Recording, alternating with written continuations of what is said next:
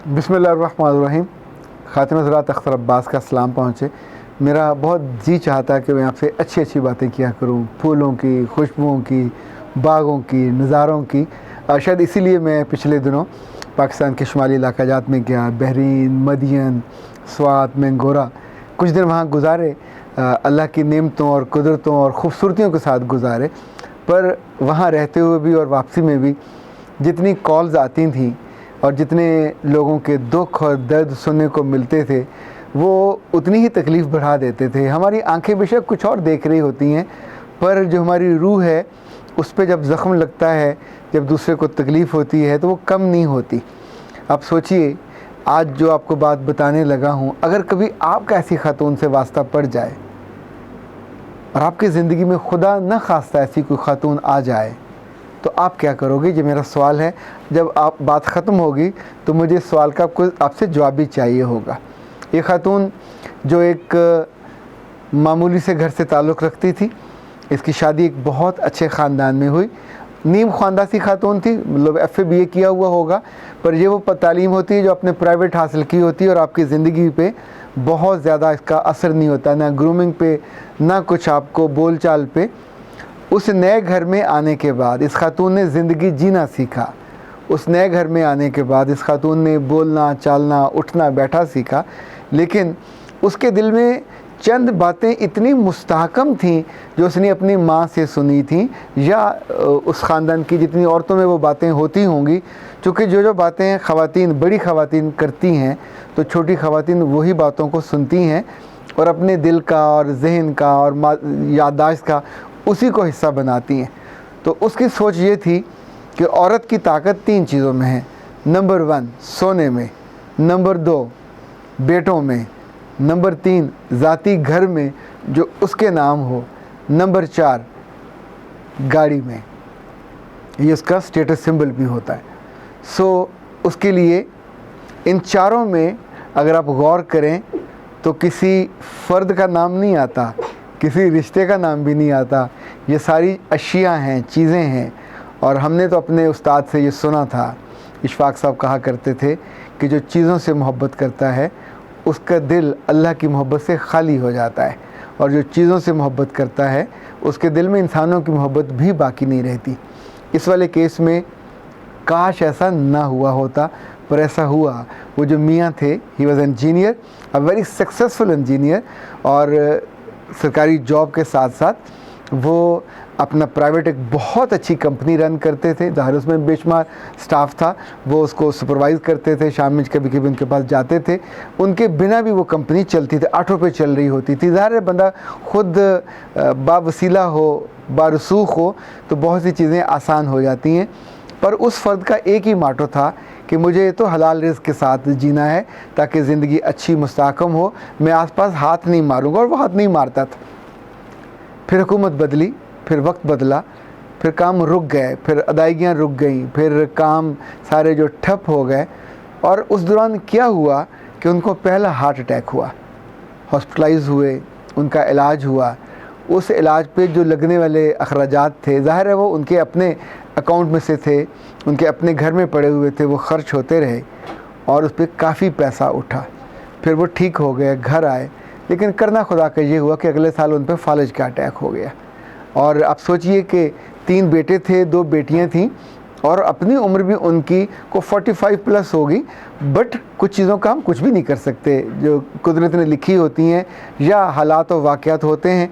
लेकिन जो मुझे बाद में लगा कि जब आपको घर से अपने लाइफ पार्टनर से या लाइफ स्पाउस से तकलीफ़ पहुंचती है, या कुछ उसकी बातें आपको लगता है कि आपके साथ वफ़ादारी में प्रॉब्लम है। अच्छा, वफ़ादारी हमेशा जिस्मानी नहीं होती, वफ़ादारी रूहानी भी होती है, वफ़ादारी समाजी भी होती है, और वफ़ादारी आपके साथ जिस्मानी भी होती है। इन सारे वास्तों से जब आपको कहीं लगता है कि सिचुएशन बैलेंस नहीं है, तो आपका दिल ख़राब होता है, दिल बुरा होता है। अब जब उनको फालिज का अटैक हुआ और उनकी थेरेपी होनी थी, तो उस खातून ने थेरेपिस्ट को चंद दिन के लिए आया और फिर उसको बंद कर दिया, और ये कह के कि जी 15,000 रुपया मांगता है। वो 15,000 रुपया ना देने की वजह से उसके मियाँ का एक बाजू और एक टांग आलमोस्ट ज़ाया हो गए। यानी वो उन पे पूरा वज़न नहीं पड़ता था, आलमोस्ट मजदूरी वाली कैफियत हो गई। लेकिन उसको अपनी इस बात पे शर्मिंदगी नहीं थी, उसको लगता था मैंने 15,000 बचा लिया। अगर आप लॉयल हों अपने पार्टनर के साथ, तो ख़वातीन तो इस मौके पे अपना जेवर तक बेच देती हैं, ये जाके घर भरा हुआ हो, घर में अकाउंट में पैसे हों, लेकिन आपकी प्रायोरिटी क्या है, दैट मैटर्स। आप सोचते क्या हो किसके बारे में। अब जो उन पर तीसरा अटैक हुआ, देखिए जब आप बीमारी घर का रास्ता देख लेती है, आपके जिस्म का रास्ता देख लेती है और वहाँ एहतियात करने वाले नहीं होते, तो ये ज़िंदगी का मामला भी ऐसा ही होता है। आपकी ज़िंदगी में भी जब आप एहतियात नहीं करते तो फिर तरह तरह के हमले होते रहते हैं। तीसरे हमले में उनकी किडनी फेलियर हुआ और अब उनको बताया गया कि लाहौर में जहाँ किडनी ट्रांसप्लांट होती है तो उस पर कोई 37 लाख रुपये लगेगा। तो उसने ब्लंटली फौरी तौर पे वहाँ कुछ इज़्ज़ा वक़ार बैठे उनसे कहा कि इतने पैसे। अच्छा, अगला जुमला उसने नहीं अभी अदा किया, तो एक ने कहा कि घर में 3 गाड़ियाँ हैं, जो बड़ी गाड़ी में बेच दो। तो उसने कहा मुझे तो अपने बारे में भी सोचना पड़ेगा, हम बाद में क्या करेंगे, हमें बाद में भी तो आना जाना हुआ करेगा। When she was saying this, तो ये वो जुमला नहीं था, ये जहर से भरा हुआ वो तीर था जो किसी के भी दिल में जाके लग सकता है। ये जहर से भरा हुआ भाला होता है जो सीना फाड़ देता है, सीना चीर देता है। और आपने सारी उम्र चूँकि जिन चीज़ों को ताकत माना, वो बेटे थे, देवर देर, और उनके दिल भी बाप की मोहब्बत से खाली थे। वो घर भरा हुआ था पर उस घर के सरबराह की मोहब्बत से खाली था। वो बैंक अकाउंट भी भरे हुए थे, वो गाड़ियाँ भी उसी की थीं, पर उसी पे खर्च करने से पहले आपके दिल में ये आया कि मैं बाद में क्या करूँगी। गाड़ियाँ 2 और भी थीं, पर उस गाड़ी को जिसने लिया है आप उस पर खर्च करने का हौसला नहीं रखते, चूँकि दिल में प्रायोरिटीज़ आपके सर का सरताज और ताज नहीं है। आपके ज़िंदगी की प्रायोरिटी चीज़ें हैं, अशिया हैं। जो अशिया से मोहब्बत करेगा, ज़ाहिर है उसके दिल में न रब हो सकता है, न रब के बंदे हो सकते हैं। आप एक लम्हे को रुकिएगा और जहाँ से हमने बात का आगाज़ किया था, ज़रा सोचिए, ऐसी जहरीली औरत आपकी ज़िंदगी में आ जाए, खुदा ना खास्ता, 100 दफ़ा खुदा ना खास्ता, तो आप क्या करोगे? आपका जवाब कोई भी हो, लेकिन इस लम्हे मैं आपको साथ एक रुक के और बात भी बताना चाहूँगा कि ये आप ही होते हैं जो अपनी बेटियों की ज़िंदगी में जहर घोलते हैं। ये आप ही होते हैं जो अपनी बेटियों की ज़िंदगी में रूह को तरोताज़ा करने वाली खुशबू और वैल्यूज़ देते हो। अगर आप उसको बताते हो कि तेरी ज़िंदगी में द मोस्ट इम्पॉर्टेंट चीज़ क्या है, अल्लाह के बाद, उसके रसूल के बाद, तो ज़ाहिर उसका मियाँ ही बनता है, उसके घर का सरबराह ही बनता है और तुम्हें उम्र भर उसका वफ़ादार रहना है। देखिए, सारे गिले शिकवे बहुत से घरों में और तरह के होते हैं, पर ये जो हम बात कर रहे हैं ये असूली तौर पे इसका ताल्लुक़ उन रोज़मर्रा गिलों से और शिकवों से और उन सख्तियों से और नरमियों से नहीं है। जब आपको सारी चीज़ें मिल गई हों, घर भी आपके नाम लग गया हो, गाड़ी भी आपके नाम हो और जेवर भी इतना आपके पास हो कि जिसका आप ज़कात भी ना देते हो, कि वज़न इतना हो कि आपको लगे ज़कात देने पे बहुत सारा ख़र्च निकल जाएगा, तो ज़कात तो फिर कहीं निकलेगी, वो रिश्ते की सूरत में निकलेगी। ये अभी तो पैसे बच जाएंगे, अभी तो कार भी बच जाएगी, अभी तो मकान भी बच जाएगा, पर ये कैसे भूल जाते हो कि घर में तो मर्द की जूती भी पड़ी हो तो उसकी बरकत होती है। चाहे जाए कि मर्द ख़ुद घर में हो, घर का सरबराह है, घर का राहबर है, घर का रहनुमा है, वो कमाने वाला भी वो है, वो लाने वाला भी वो है।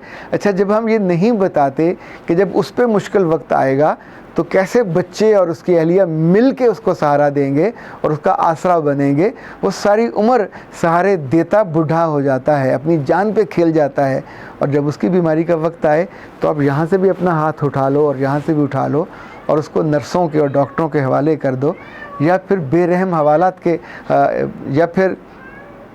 या फिर बेरहम हालात के हवाले कर दो कि जो किसी सरकारी हॉस्पिटल में को मुफ्त की दवाइयाँ मिलती रहें तो वो ज़िंदा रहे, और जब दवाइयाँ मिलना बंद हो जाएं तो फिर वो मौत की अंधी वादी में उतर जाए। वहाँ जाके तो वो जो सोचेगा सो सोचेगा। मैं तो ज़िंदा लोगों से मुखातिब हूँ कि अपने बच्चों को और अपनी बच्चियों को हमें कुछ ना कुछ ऐसी वैल्यू ज़रूर देनी चाहिए कि जो इंसानों से, रिश्तों से वो जुड़ी रहें, अपनी ज़िंदगी के लिए भी, लालच के लिए नहीं, अपने रब के लिए भी कि ये रिश्ते जोड़ने वाला वही होता है। रिश्तों की नाकदरी करने वालों को रिश्ते बाकी नहीं बचते, उनके रिश्ते हमेशा उनसे छिन जाते हैं।